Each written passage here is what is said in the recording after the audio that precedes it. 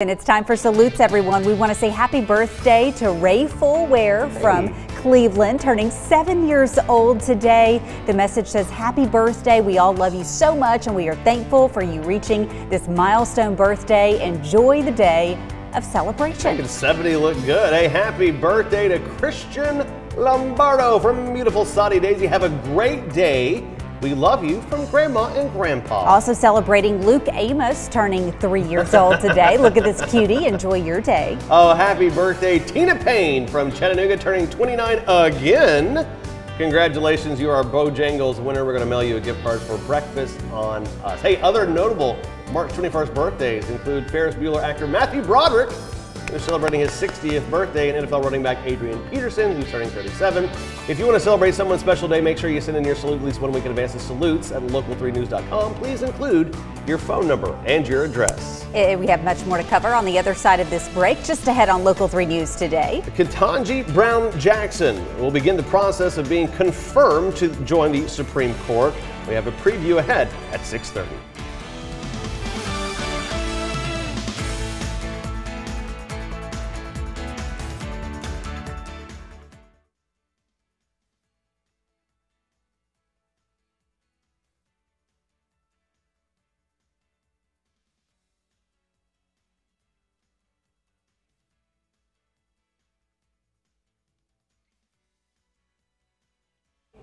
Good morning. If you enjoyed yesterday's weather, today it's going to be more of the same. Generally sunny skies. We will have some high thin clouds moving into our area for the afternoon, but that's not going to prevent that nice warm up. Highs today in the low 70s. Head outside if and when you can and enjoy this Monday. In fact, as we look ahead to tomorrow, still quiet on Tuesday during the daytime. That will all change Tuesday night. Active rain and storms for Tuesday night all the way through Wednesday morning, with some additional scattered showers and storms even Wednesday afternoon.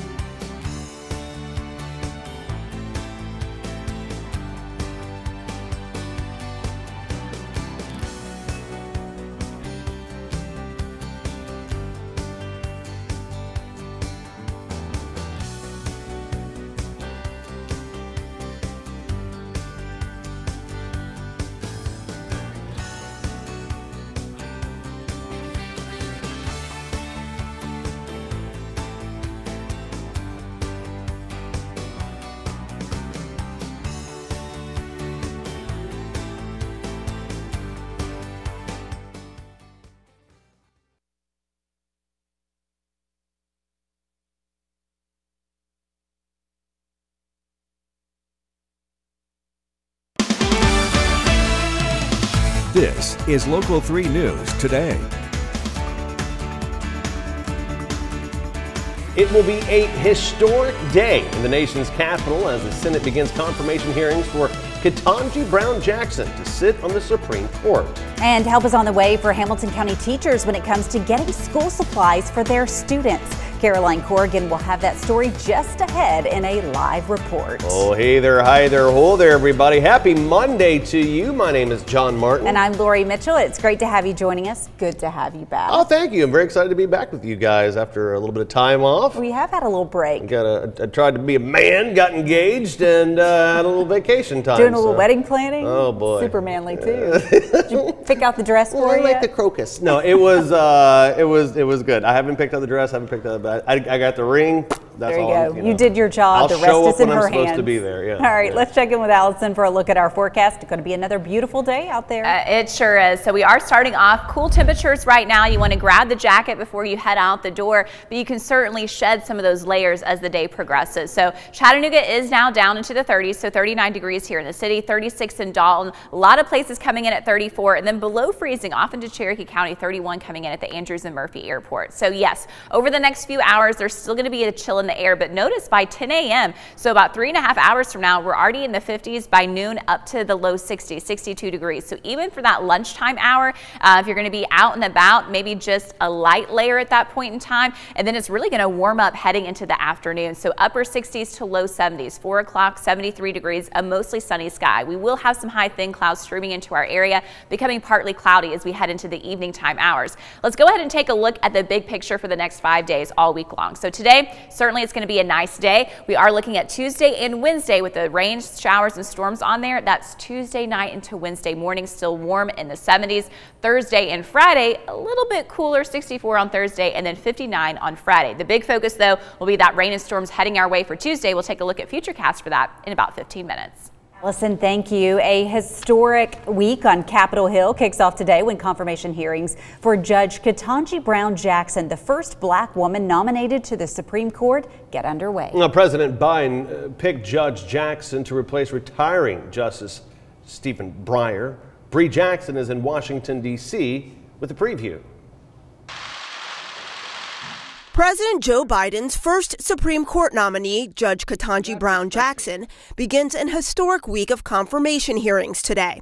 She's become a familiar face on Capitol Hill. This is her fourth time before the Senate Judiciary Committee, and 3 previous times she came through with flying colors and bipartisan support. It's clear that her credentials and the breadth of her experience are impressive. Jackson will face tough questions from senators this week, including criticism of her record on the U.S. Sentencing Commission and Republican attacks claiming she's soft on crime. I don't want us to attack her as a human. I want us to be having a debate about what her judicial philosophy is, because when you go on the court, if you get lifetime tenure, it's because you don't confuse yourself with a super legislator. Senate Minority Leader Mitch McConnell says he's keeping an open mind. I haven't made a final decision as to how I'm going to vote. Jackson could be confirmed without any Republican votes if all 50 Senate Democrats stick together. President Biden wants bipartisan support. For too long, our government, our courts haven't looked like America. And I believe it's time that we have a court that reflects the full talents and greatness of our nation. If confirmed, Judge Jackson would be the first black woman to sit on the high court in its more than 200-year history. In Washington, Bree Jackson for NBC News. A retired conservative judge who served under the Bush administration will introduce Judge Jackson today, along with her longtime friend and law professor, Lisa Fairfax. The local NAACP is asking for an apology from the district attorney candidate, Cody Wamp. Wamp says that on March 8th, NAACP President Reverend Ann Jones-Pierre texted her inviting Wamp to attend an event with all the district attorney candidates on Tuesday, March 15th. Wamp says she was already scheduled for a Republican Women's Club event the same day and declined. Then Thursday, Pierre claimed during the Republican Women's Club event that Wamp said the NAACP has accomplished some good things in the last 100 years, but the way they have treated law enforcement is not one of them, which Pierre says misrepresents the organization. The bottom line is this. I could not attend an NAACP forum on Tuesday night. I mentioned that at the event that I was at, and also indicated, as I have 100 times, that I am not really, I'm not on board with the NAACP's stance against law enforcement, specifically qualified immunity. They are very outspoken about that. I'm very outspoken about qualified immunity the other way. Pierre says she is concerned about Wamp's comments because the DA's office and the NAACP are both committed to justice. Wamp says the brief clip does not represent the entire 40-minute conversation and everything else that was talked about. Now, Park Ridge has announced plans to build a new freestanding emergency facility in East Ridge. Park Ridge East is actually the busiest ER in the Tennessee Valley, and this $15 million investment will allow for easier access to emergency services in the Camp Jordan area. There's going to be 12 emergency rooms, a trauma room, and other laboratory and radiology systems. Groundbreaking is expected soon. Your time is 6:35 and happening today. A new teacher supply hub will be opening for Hamilton County Schools. That's right. Caroline Corrigan joins us live from the former Hillcrest School. And Caroline, what can you tell us about this event? Good morning. Volunteers will gather here at the former Hillcrest Elementary School for this event later today. This will provide a place for teachers to come and get supplies for their classrooms. The grand opening will be today at 10 o'clock, and then they plan to also hold another event next Saturday and then again at the beginning of the school year. But to keep this going, they say that they will continue to need donations from the community. That this is a continued partnership we need with our community. Is that, you know, as you can see, there's we have a lot of stuff here and we're excited, but it will be we'll need a lot more donations as we keep moving to keep our teachers stocked with the things they need to help our students learn. And this is available to all Hamilton County school teachers. You will need to make an appointment for either today or Saturday if you would like to attend. Again, today's event starts at 10 a.m. For now, live in Hamilton County, Caroline Corrigan, Local 3 News. Caroline, thank you for that. In other news this morning, construction on Roberts Mill Road is on schedule and about halfway done. You'll remember part of the road collapsed after heavy rain we had, and it has been closed ever since. The work is expected to be completed in about 4 weeks. Remember to continue using Signal Mountain Road, Taft Highway, and the W Road to get up and down Signal Mountain. Well, 6:37 is your time. Coming up at Local 3 News today, the Tennessee Aquarium is launching a new tour that will let you get up close with some of their underwater residents. Find out how after the break. And as we go to break, Eric Hammonds from beautiful Chatsworth is our Show Us Your Mug winner. And guess what? He says, I watch every morning before I go to work, and he told me that his kids are always asking why he's not on TV. They've been ready for him to be a winner, and guess what? Today's your day. The kids apparently were like, Dad, are you even sending your picture in? So we're going to get him on today. Hope the kids are loving this. Congratulations, you have just won a Local 3 mug and an ice cream cake from Dairy Queen. And if you would like to enter, be sure to send us a picture of you and your favorite mug to Show Us Your Mug at local3news.com. Please do not forget to include your name, your phone number, and your address.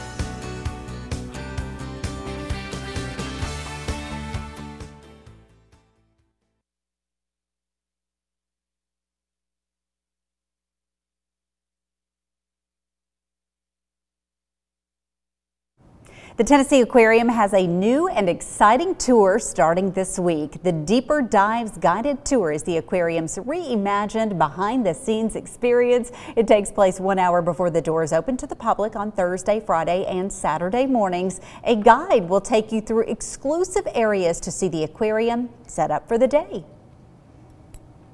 They'll be able to learn something hopefully new about some of the animals and just see the process of us being able to take care of thousands of animals.